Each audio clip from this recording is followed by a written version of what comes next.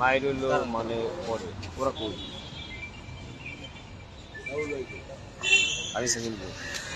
প্রিয় দর্শক, আপনারা দেখেন জনাব তারেক রহমানকে যে ব্যক্তি অকথ্য ভাষায় গালাগালি করছেন, আওয়ামী লীগের দোসর সেই অভিনেতা সিদ্দিক, যিনি আওয়ামী লীগের দোসর হয়ে তিনি বিগত দিনে আওয়ামী লীগে আপনি অনেক কিছু করছেন। সিদ্দিককে ছাত্র জনতা ধরে ডিবির হাতে আমরা দিয়ে দিচ্ছি। এখন কেন সিদ্দিক অ্যারেস্ট হবে না এটা বিষয়, আর এই সিদ্দিক অবশ্যই তার আওয়ামী লীগের দোষরে মামলায় অ্যারেস্ট হয়ে কালকে আমরা কোর্টে দেখতে চাই। যেই সিদ্দিক আপনি দেখেন, আপনার আওয়ামী লীগের দেখেন ভাই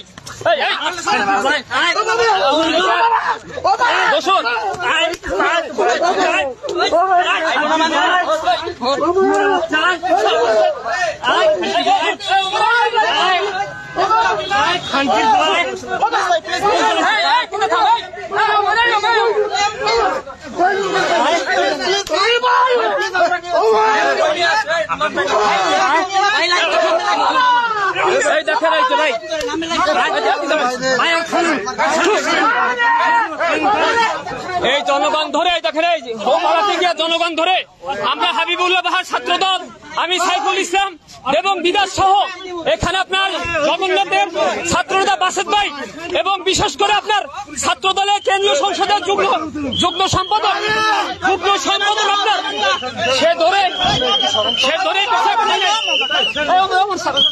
এই দেখেন আমরা এখন পুলিশের হাতে আমরা দিয়ে দিলাম, সমর্থ করলাম। কেন সে অ্যারেস্ট হবে না, কেন সে চালানো হবে না?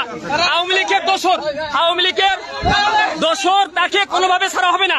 আমাদের হাবিবুল্লাহ বিশ্ববিদ্যালয়ের 2টা ছাত্র শহীদ হয়েছেন, আপনার 100 আহত হয়েছেন। এখানে আপনার এই যে গুলিবিদ্ধ অমর ছিল 18 তারিখে ছাত্রলীগের একেবারে অ্যারেস্ট করতে হবে। আমরা পুলিশের হাতে বারবার তুলে দেওয়ার পরও পুলিশ কেন ছেড়ে দিচ্ছে সেই জবাব পুলিশকে দিতে হবে।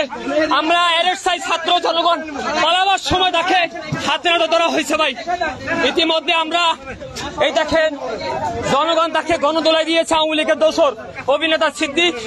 আমরা তাকে থানায় আমরা ডিবি অফিসে নিয়ে আসছি, কিন্তু ডিবি কোনো কার্যক্রম করছে না। বারবার বলছে পুলিশ নিয়ে আসছে, তাকে রমনা থানায় সোপর্দ করতে হবে।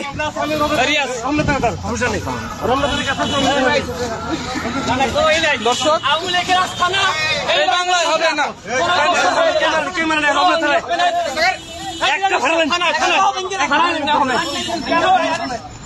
ভাই কেন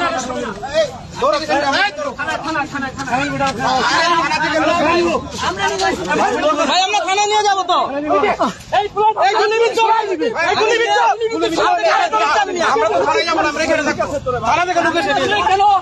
কেন নেবেন না থানায় আপনারা?